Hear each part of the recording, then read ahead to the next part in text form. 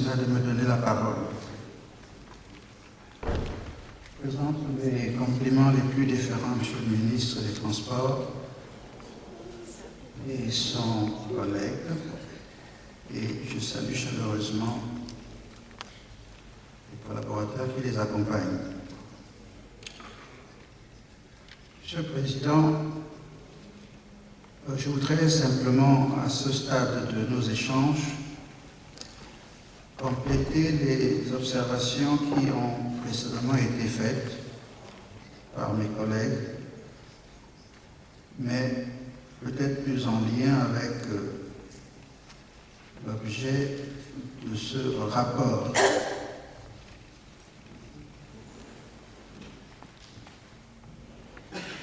Monsieur le ministre, nous ne pouvons que nous réjouir que le gouvernement sollicite notre autorisation de ratification à ce protocole qui vient compléter la Convention de Chicago en précisant certaines modalités d'application de cette Convention à travers ce protocole.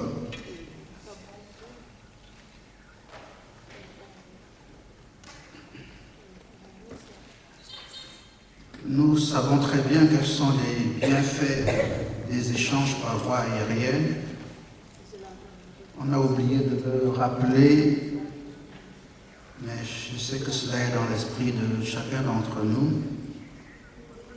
Nous avons ratifié il n'y a pas longtemps le traité de la ZLECAf, qui, de manière plus globale, met en place des dispositifs de développement des échanges entre tous les pays du continent. Dans ce processus, bien entendu, s'insèrent les échanges par voie aérienne.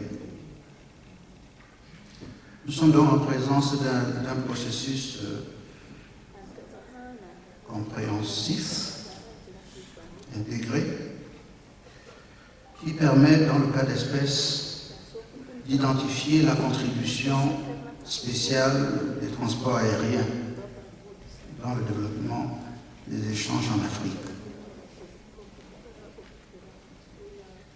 Dans ce contexte, au-delà de ce qui a été dit précédemment, ne pouvons-nous pas continuer d'échanger sur le format du système de transport aérien qui est le nôtre? Certes, nous sommes désormais dans un système dit concurrentiel qui tourne peut-être le dos à ce que les pères fondateurs de l'Organisation militaire africaine avaient imaginé au début des années 60 en créant une compagnie africaine, Air Afrique. Cette compagnie n'avait pour l'essentiel connu que des bonheurs avant que le sentiment d'individualisme ne prenne le pas sur le sentiment de communauté. On est maintenant dans un processus où, sans devoir faire la publicité de certaines compagnies aériennes, une compagnie aérienne qui a à peine une quinzaine d'années d'âge, dont le siège est dans un petit pays d'Afrique de l'Ouest, qui avait développé un réseau important, notamment en Afrique occidentale et centrale, a cru devoir, il y a quelque temps, se mettre sous la coupe d'une compagnie plus grande, dont le siège est à Addis Abeba.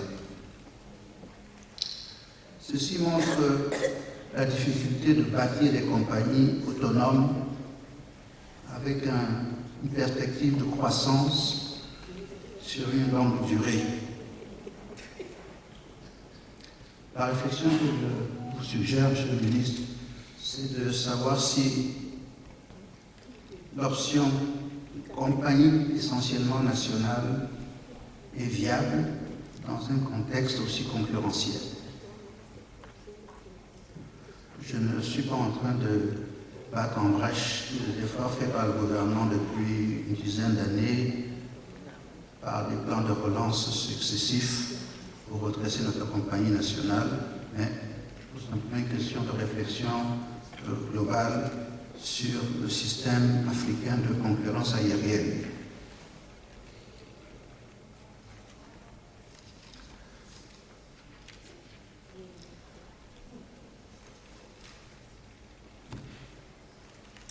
Vous avez indiqué quel était le sort de nos compagnies, de nos avions, de nos aéronefs en maintenance. Je n'y reviens pas.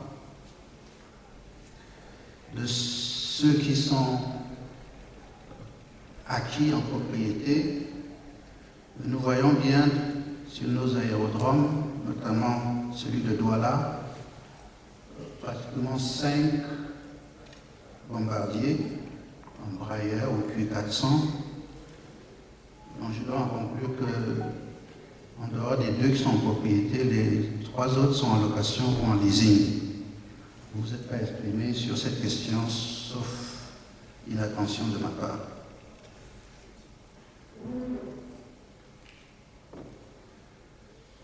S'agissant de nos plateformes aéroportuaires, 2 questions techniques ou peut-être résiduelles méritent quand même d'être posées parce qu'ils interrogent notre capacité à satisfaire les usagers. Sur nos aérodromes, aéroports, existent des parkings pour les véhicules des usagers, des accompagnateurs, qui restent parfois de très longues heures pour attendre soit l'arrivée d'un vol, soit d'autres services. En dehors de l'aéroport de Douala, qui en d'autres temps avait un parking souterrain, qui n'existe plus, qui n'est plus en service, tous les parkings de véhicules dans nos aéroports sont en plein air, sans aucune protection contre les intempéries, et qui plus est, sans aménagement sanitaire. Vous imaginez combien les usagers de ces parkings peuvent être gênés lorsqu'ils y restent 2-3 heures, parfois plus, sans avoir un coin discret où ils peuvent se soulager. Enfin, question que je considère toujours comme résiduelle parce que la solution ne demande ni une trop grande expertise ni beaucoup de moyens. Les questions d'accessibilité aux personnes handicapées. Je parle là au nom de la plateforme Bridge, le réseau des parlementaires pour la participation des personnes handicapées à la vie publique. Nous avons toutes les difficultés à satisfaire ces compatriotes handicapés lorsqu'ils arrivent dans nos aéroports et sont très embêtés pour pouvoir accéder d'un niveau à un autre. À l'aéroport de Yaoundé, ne parlez que de celui que la plupart de nous connaissent, l'ascenseur et l'escalator sont en panne depuis plusieurs semaines. Donc, une personne handicapée ne peut partir de la salle d'enregistrement à la salle d'embarquement. Et inversement, bien entendu. Donc, ces petites questions logistiques pourraient rapidement trouver une solution si peut-être vous étiez alerté à temps ou plus souvent.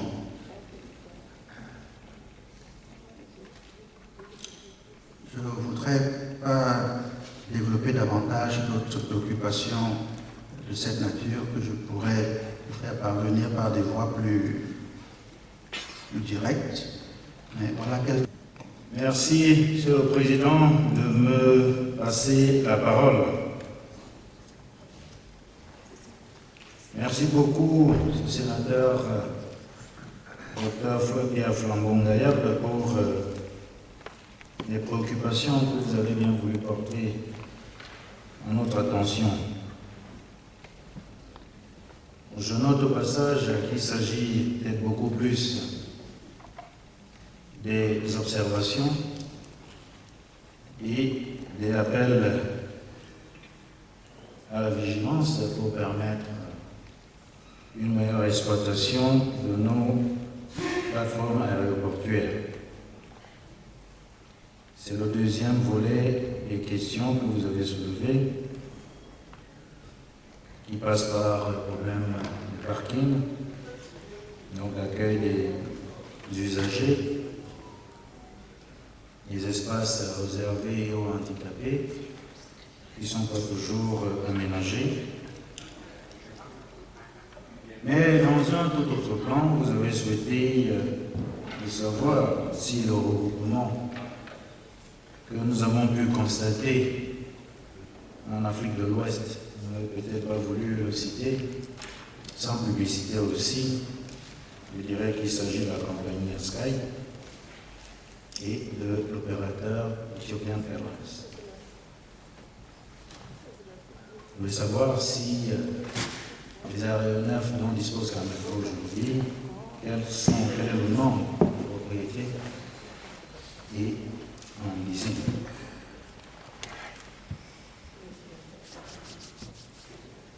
Vous pouvez revenir sur le plan du redressement de Cameroun par le chef de l'État pour nous demander ce qui peut rendre viable cette compagnie.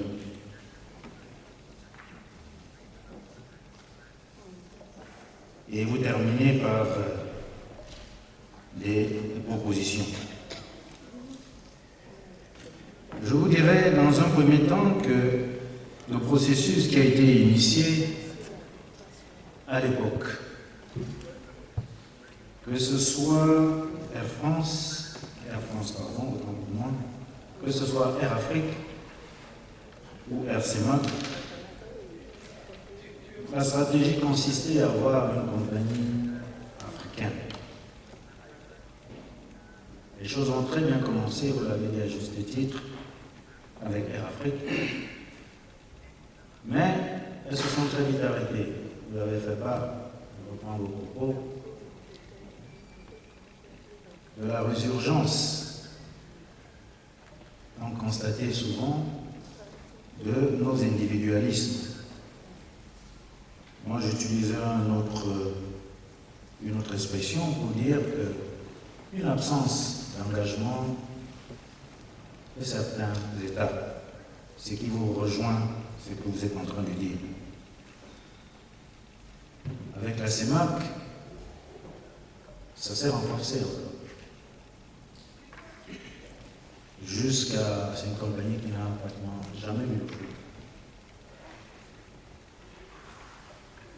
Aujourd'hui, quelle est la stratégie retenue? Est-ce qu'on va toujours rester dans cet évitement?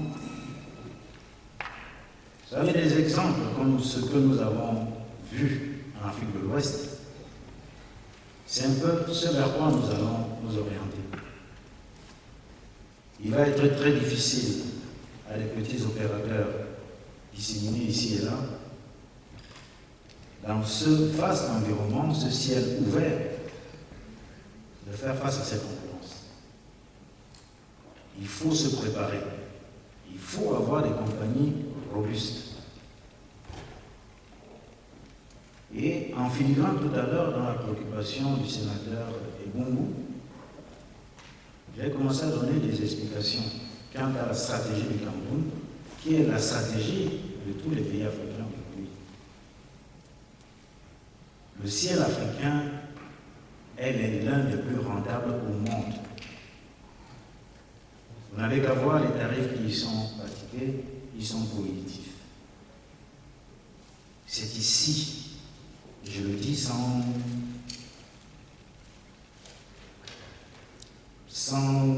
peur de choquer, c'est ici que l'essentiel des résultats se font, ces compagnies-là. Et aujourd'hui, il est question de protéger notre ciel, de nous protéger de ces vastes ensembles, ces grosses compagnies que si nous ne nous organisons pas, elles vont faire de nous une bouchée, puisque le ciel est ouvert. Désormais, nous n'avons plus besoin de signature d'accord. Ça va se faire, je veux dire, systématiquement. Aujourd'hui, nous avons 124 dessertes. Voilà Yaoundé. Il faudrait que nous-mêmes, nous puissions nous organiser. C'est la stratégie dans laquelle le gouvernement est lancé.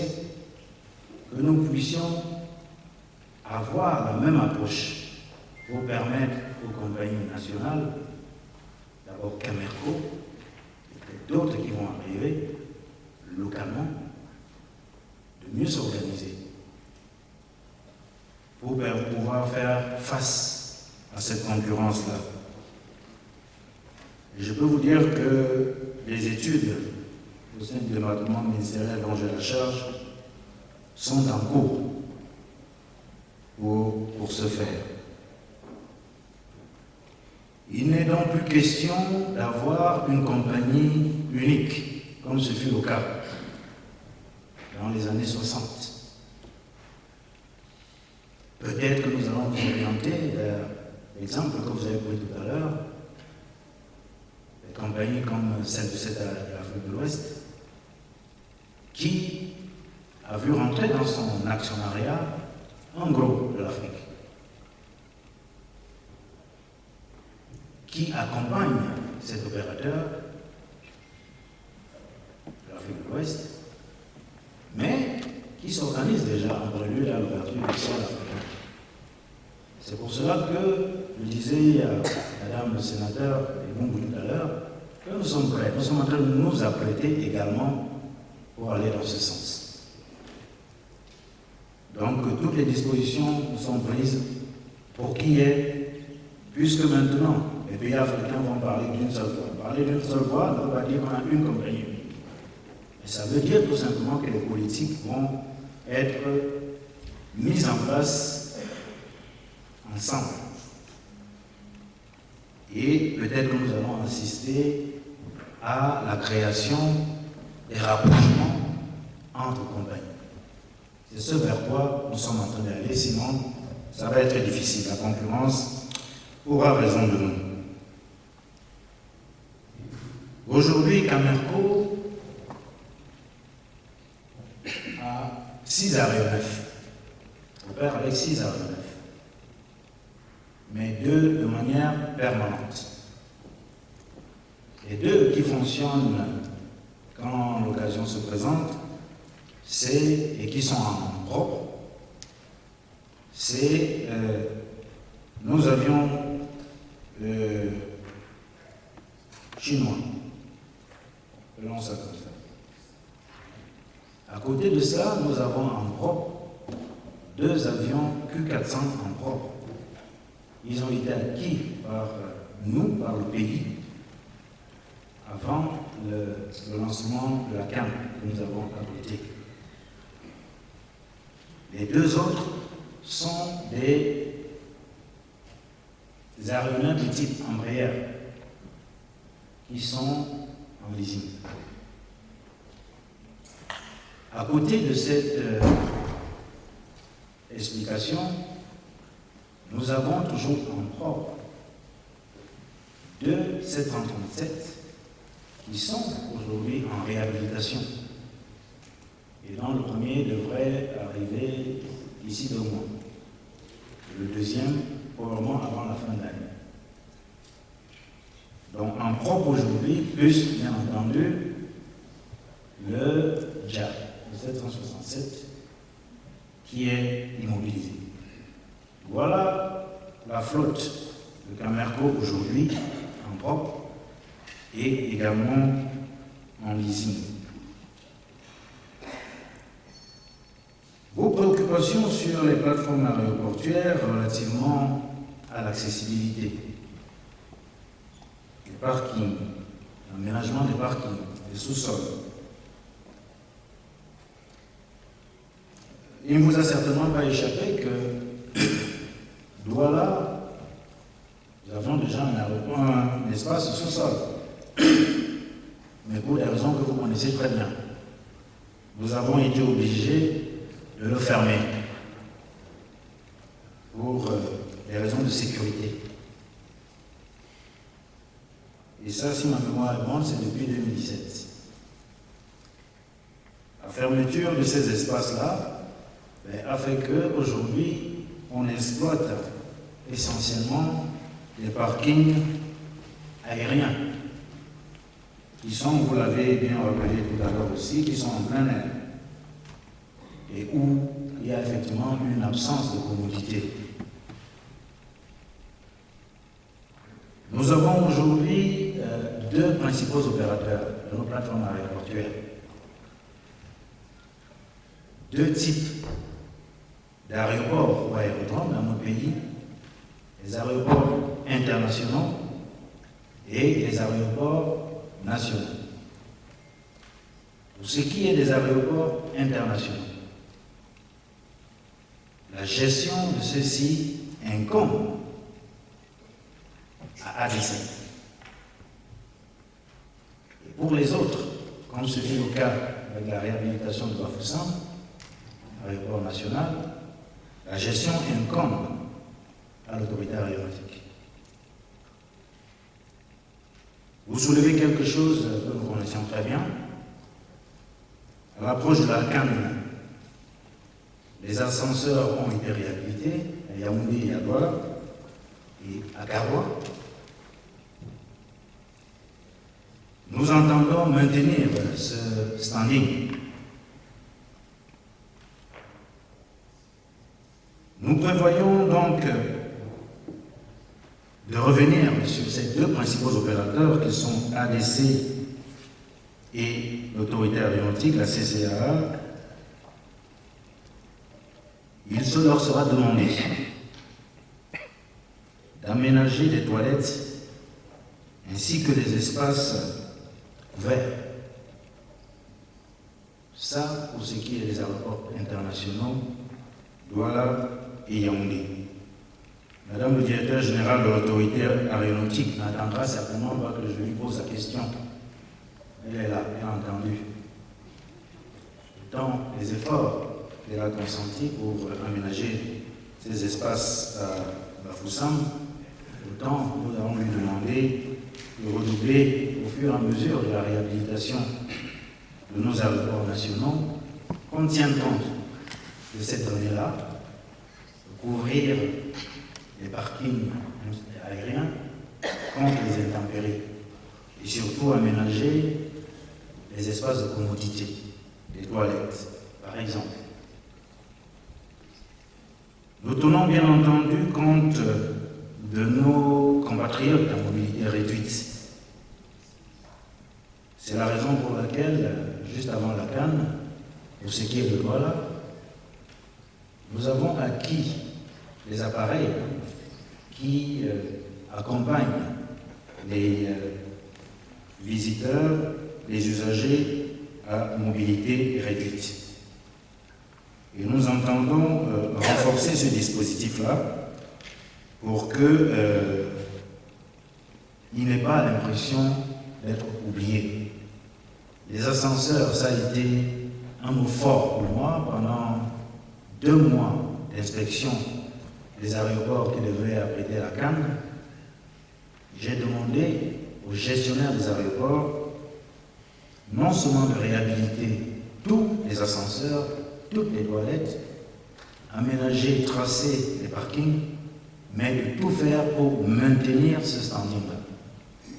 Les contrôles sont prévus dans ce sens. Et je pense que nous avons en face 2 responsables qui ont pris la mesure de la chose et ils entendent bien s'y tenir. Un ascenseur en panne, c'est autant de difficultés pour les personnes en mobilité réduite.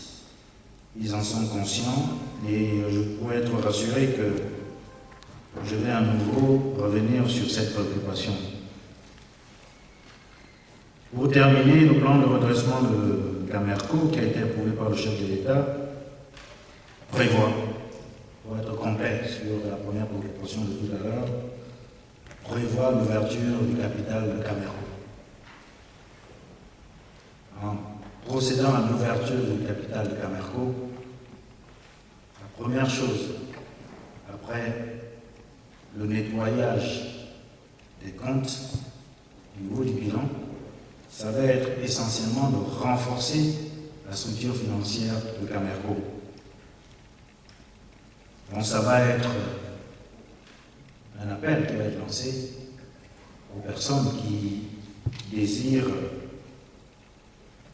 apporter leur pierre à l'édification de cet espace aérien qui constitue, vous le savez très bien, une préoccupation de tous les instants du chef de l'État.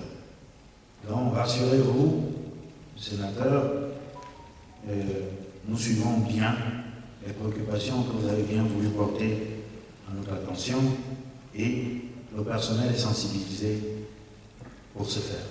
Je vous remercie, Monsieur le Président.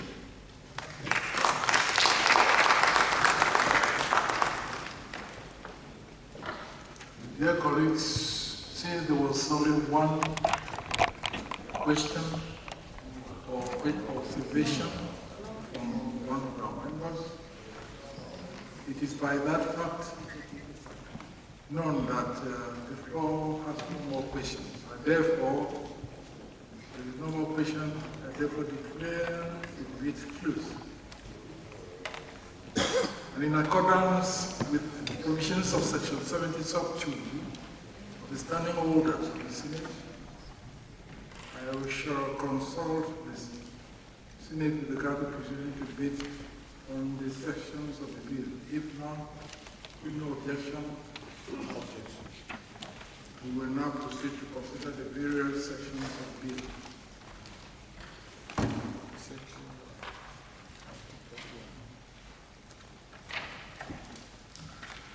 The President of the Senate of the Republic is hereby authorized to ratify the protocol relating to an amendment to Article 50A of the Convention of International Civil Aviation signed at Montreal, Canada, on 6 October 2016. Any objection? If there's no objection, Section 1 is adopted. Section 2. This law shall be registered, published according to procedure of urgency, and inserted in the official gazette in English and French. Any objection? If there's no objection, Section 2 is adopted. I now put to vote the entire bill number 192/BJL/SN/2L. Any objection? If there is no objection, the Senate has adopted the bill number 193/BJL/SN/2L to authorize the President of the Republic to ratify the protocol relating to an amendment to Article 50A of the Convention on International Civil Aviation, signed